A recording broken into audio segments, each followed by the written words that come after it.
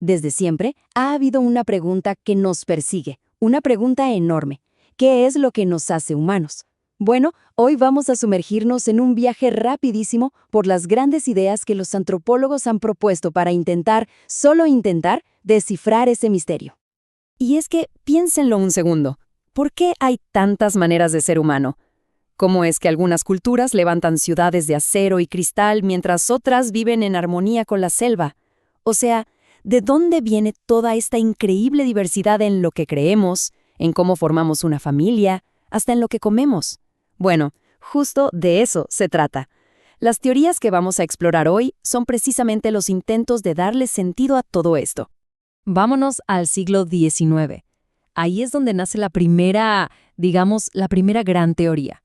Una idea que en su momento pareció súper lógica, muy poderosa, pero que, como vamos a ver, estaba bastante, pero bastante equivocada. A esto se le llamó evolucionismo unilineal. Nombres como Edward Taylor o Louis Henry Morgan son los protagonistas aquí.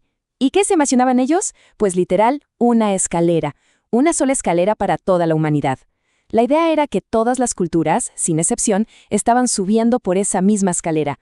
La única diferencia era en qué escalón se encontraba cada una. Y claro, esta escalera tenía sus niveles. Morgan los definió súper claro. Primero, el salvajismo. Luego, la barbarie. Y en la cima de todo, ¿qué creen? La civilización. Y por civilización, por supuesto, se referían a ellos mismos, a las sociedades europeas y norteamericanas de la época. Todas las demás culturas, según esta visión, simplemente estaban, más abajo, un poquito atrasadas en el mismo camino. Pero como era de esperarse, esta idea de una sola escalera no se sostenía.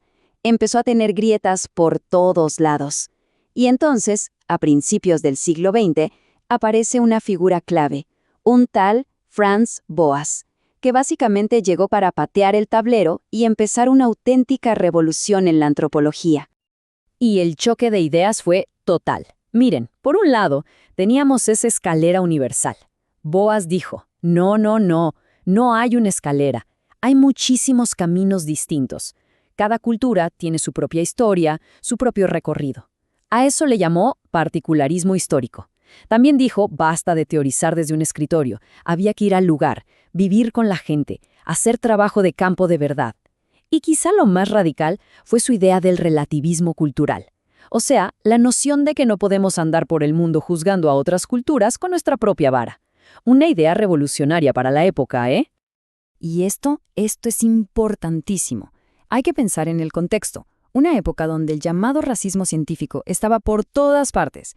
Y llega Boas y demuestra algo que hoy nos parece obvio, pero que en ese momento fue una bomba. La cultura no tiene nada que ver con la biología o la raza. No está en la sangre, se aprende. Esto fue un golpe directo, letal, a todas esas ideas de jerarquías raciales. Sin duda, una de las herencias más valiosas de la antropología. Ahora, mientras todo esto pasaba en Estados Unidos con Boas, crucemos el charco, vámonos a Gran Bretaña. Porque ahí, otro grupo de antropólogos se estaba haciendo una pregunta completamente diferente. A ellos no les interesaba tanto el pasado, el cómo llegaron hasta aquí, sino más bien el presente. ¿Cómo funciona esto ahora mismo?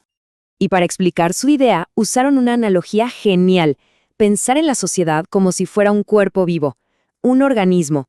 Cada institución, cada costumbre, la familia, la religión, la política, todo era como un órgano. Y cada órgano tenía un trabajo específico, una función para que todo el cuerpo social se mantuviera funcionando. A esta corriente se le conoció, lógicamente, como funcionalismo. Exacto, es como nuestro propio cuerpo. El corazón bombea sangre, los pulmones nos dan oxígeno, todo tiene una función vital. Bueno, ellos veían la sociedad igual. Cada costumbre, por extraña que pareciera desde afuera, estaba ahí por algo. Tenía una función. Pensadores como Malinowski decían que esas funciones servían para satisfacer necesidades básicas de las personas, comida, refugio, etc. Otros, como Radcliffe Brown, se enfocaban más en cómo mantenían unida la estructura social, el esqueleto de la sociedad, por así decirlo. Y aquí tenemos a uno de los grandes de esta corriente, Bronislaw Malinowski. Lo que hizo en las Islas Trobriand fue legendario. Él no fue a mirar desde lejos, no.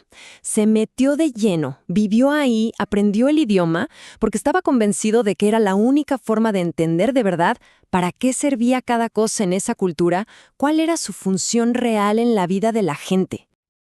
Pero la historia no termina aquí, ni mucho menos. La conversación en antropología siguió y siguió. Después de estas dos grandes corrientes, el campo explotó en un montón de nuevas direcciones, con nuevas preguntas y, claro, nuevos intentos de respuesta. Una de esas nuevas rutas fue el materialismo cultural. La idea principal, defendida por gente como Marvin Harris, es bastante directa. Si se quiere entender una cultura, primero hay que mirar lo básico, lo material, o sea, el ambiente, la tecnología que usan, cómo consiguen comida. Según ellos, esa es la base que moldea todo lo demás. La religión, la política, la familia, todo. Y del otro lado del espectro tenemos la antropología simbólica. Aquí el enfoque es totalmente distinto. Alguien como Clifford Geertz diría que la cultura no es una máquina, sino más bien un libro lleno de textos. Estamos tejiendo y viviendo dentro de redes de significado. Un guiño, una bandera, un ritual, todo es un símbolo. Y el trabajo del antropólogo es aprender a leer esos símbolos para entender qué significan para la gente que los usa. Ok, hagamos una pausa. Ya hemos hablado de escaleras de progreso, de historias únicas, de sociedades como cuerpos, de la importancia de lo material y de culturas como textos. Es un montón de ideas. Entonces la pregunta es, ¿y todo esto para qué? Es la pregunta del millón, ¿verdad? Después de todo este recorrido, con ideas que a veces hasta se contradicen, es natural pensar, bueno, ¿y cuál es la correcta? ¿Quién tiene la razón al final? Y aquí viene lo más interesante de todo. La respuesta es ninguna, o mejor dicho, todas. No hay que verlas como respuestas que compiten por ser la verdadera. Pensemos en ellas como si fueran diferentes lentes en una cámara o distintas herramientas en una caja. Cada una permite ver la increíble complejidad humana desde un ángulo diferente. Ayudan a enfocar en cosas distintas y a hacer preguntas que de otra manera ni se nos ocurrirían. Y con eso nos quedamos. Todas estas grandes ideas nos dejan con una invitación a mirar nuestro propio mundo de otra manera, a preguntarnos qué reglas invisibles, qué símbolos, qué historias están moldeando la realidad que damos por sentada ahora mismo. Quizá esa es la gran lección de la antropología, enseñarnos a ver que debajo de lo que parece simple y normal, siempre hay un universo de complejidad esperando ser descubierto.